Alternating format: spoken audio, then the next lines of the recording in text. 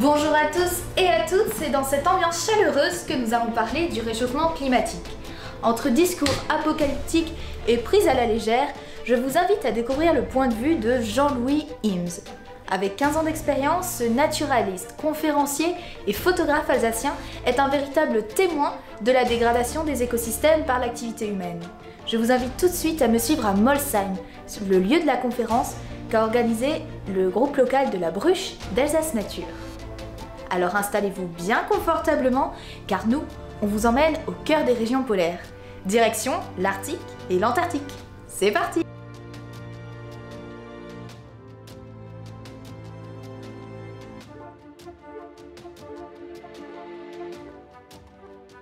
L'océan Arctique est relativement fermé, il y a un gros passage des deux côtés du Groenland, détroit du Danemark, et à l'autre bout, le détroit de Bering. Et donc, les eaux qui sont dans l'océan Arctique mettent à peu près 2 ans et demi pour faire le tour.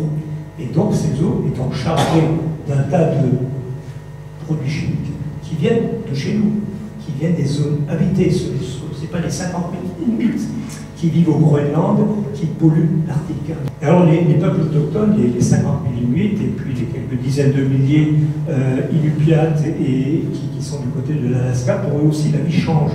Ils avaient l'habitude d'aller sur la glace pour chercher le phoque. Aujourd'hui, ça devient très très risqué.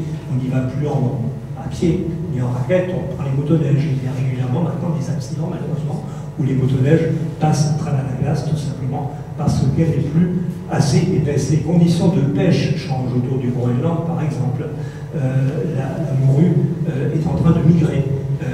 Des Inuits qui avaient l'habitude de trouver le phoque pas loin de leur village, et bien sont aujourd'hui obligés d'aller plus loin pour trouver de nouveaux territoires de chasse. Donc des conditions de vie qui changent. Quand on venait, autrefois c'était il y a une quinzaine d'années, on poussait de la glace. Aujourd'hui, c'est un boulevard. La banquise disparaît autour de la péninsule antarctique.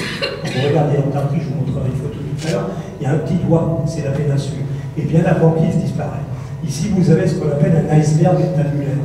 C'est de la glace qui était sur le continent et qui finalement, lié au réchauffement, mais aussi au réchauffement de l'océan, parce que ces glaces descendent à la verticale dans la mer, tout en étant sur la Terre. Eh bien, vous avez des icebergs qui se détachent, qui ont la taille de la Belgique. Vous pouvez faire atterrir un avion là-dessus, c'est suffisamment grand, suffisamment solide. Et ça fera monter le niveau des océans, parce que c'est de l'eau douce qui va se rajouter à la mer. Et on quitte les pôles pour se rendre au Canada, pays fascinant pour se passionner d'ours.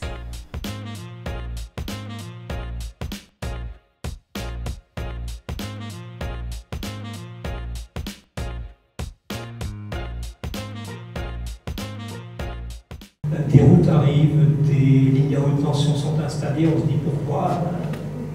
Et les compagnies minières qui arrivent. Plus le monde se développe et plus nous sommes gourmands en matière. Et donc les minéraux, c'est qu'on va les chercher dans le sous-sol. Le nord-ouest de la Colombie-Britannique est très riche en or, en argent, en manganèse, en autres métaux lourds, mais aussi en terres rares. Et donc on construit des on construit des nouveaux ponts, des routes, etc. Tout ça pour dire que le territoire commence à être morcelé et les grands mammifères que sont les ours, ils ont besoin d'immenses territoires, 50 km², 100 km² pour un animal, c'est normal. Une fois que c'est coupé par des routes, que c'est coupé par des lignes électriques, ça crée de l'accès. Et les Canadiens, les amis écolos là-bas ont un terme, access becomes excess. Si vous donnez de l'accès, vous donnez de l'excès. Parce que trop de gens vont s'introduire dans un territoire. C'est ce qui est en train de se passer dans le nord du Canada. Ici, vous avez une carte, vous voyez, on ne va pas retenir tous les noms, ce sont tous les projets miniers dans les différentes provinces du Canada. Et donc, ça va être la curée. On voit ici l'image, elle est très sombre, parce que, tout simplement, ce sont les schistes bitumineux de l'Alberta, c'est-à-dire du pétrole qui est mélangé à le sable. Ça coûte cher pour l'extraire, mais comme la matière devient rare, ça peut devenir rentable. Et donc on lave le sable, on le sépare du pétrole, et pour ce faire, il faut d'énormes quantités d'eau. Et comme il y a une rivière qui passe à côté qui s'appelle la Tabasca, on pompe la rivière. Mais on oublie qu'en aval, il y a des gens qui ont besoin de cette eau. Voilà. Et on ne sait pas quoi faire de l'eau avec laquelle on a lavé le sable pour extraire le pétrole. Donc on la stocke. On fait des grands bassins comme à Fukushima, où on dit qu'on stocke l'eau qui sert à refroidir le réacteur qui est toujours en fusion. Et qu'est-ce qui arrivera un jour? On n'aura pas assez de bassins. Et donc il y aura des fuites. Et donc on laissera couler dans la nature. Après ces zones glaciales, il est temps de redescendre vers l'équateur. Cap sur l'Amazonie.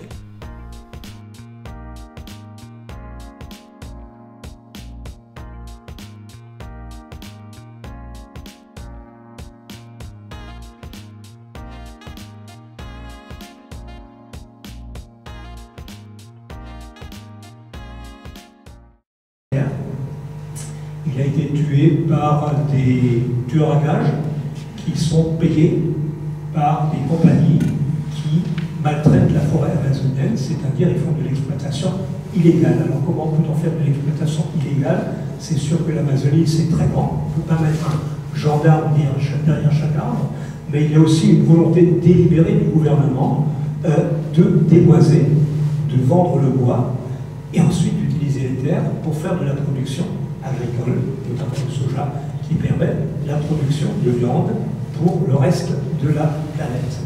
Donc tout ça pour dire qu'il y a des morts.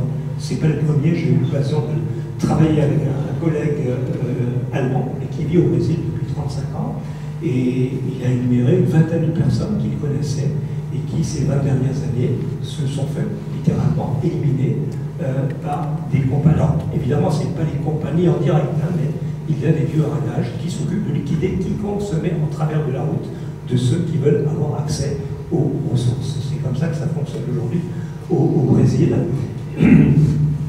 Et je me souviens, un touriste un jour m'a dit, mais les gens sont pauvres.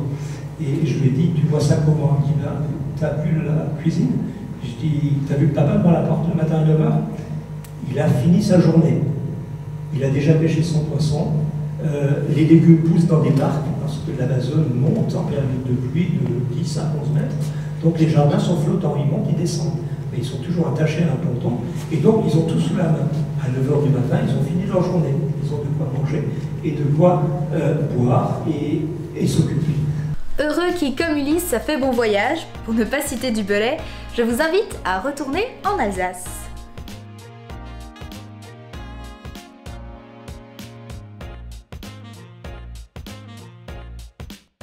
Alsace, par exemple, la prochaine question qui va se poser, est-ce qu'on va arroser de vignobles dans le futur?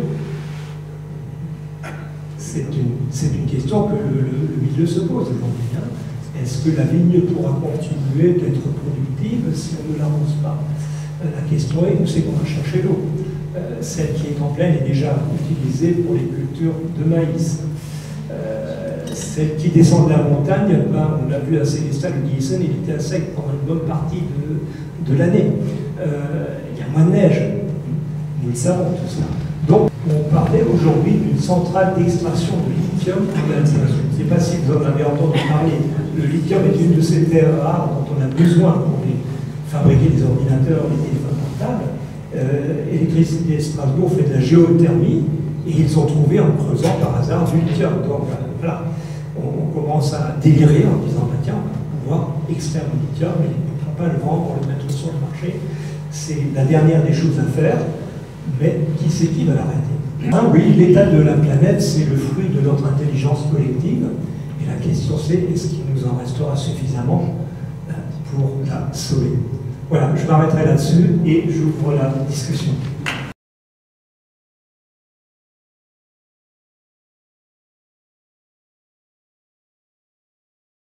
Je disais l'autre jour, nous n'avons depuis longtemps pas connu une période aussi calme sur cette terre en matière de guerre, par exemple. Sauf que les guerres, il y en a toujours. Elles sont ailleurs, vous voyez ce que je veux dire. Hein, donc, toutes ces idées qui sont émises, moins de guerre, le progrès, la santé, oui, on a gagné. Mais il y a de nouveaux problèmes qui arrivent. Aux États-Unis, vous avez 60% des jeunes qui souffrent d'obésité. En France, je pense qu'on est à un bon tiers à l'heure actuelle. Donc on parle d'un côté de progrès, on a une alimentation qui nous est garantie, on a une alimentation qui est peu chère, sauf qu'elle a des conséquences dramatiques pour les populations. On a vu se développer en 40 ans des cancers qui atteignent à peu près tous les organes humains. Et on sait aujourd'hui que beaucoup de ces cancers sont déclenchés, sont les conséquences de ce que nous consommons, de ce que nous buvons, nous respirons. Vous voyez ? Donc la notion de progrès, oui, elle est toute relative. Ce que je pense personnellement, pour répondre à la question, je pense qu'on ne peut pas continuer sur cette tendance-là, parce que c'est juste pas compatible pour les écosystèmes, ni pour nous-mêmes. On a toujours eu des périodes de froid, des périodes de chaud. Ce qui se passe à l'heure actuelle, c'est l'accélération du phénomène, et c'est que nous serons, en 2050, 9 milliards d'individus. Et le vrai problème, c'est ça. Quand vous avez des mammouths et des dinosaures sur une planète, c'est pas bien grave si ça se réchauffe, si ça devient plus vivable. Quand vous avez 9 milliards d'individus qui seront à l'agonie, c'est pas tout à fait le même problème.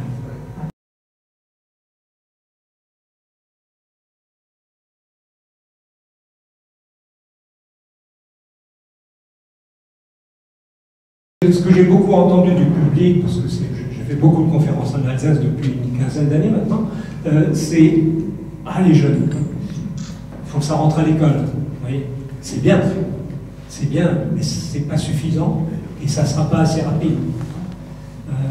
C'est bien d'éduquer les jeunes, c'est bien d'éveiller les consciences, etc. Mais c'est à notre niveau que ça se joue. Les jeunes n'ont pas le pouvoir d'achat.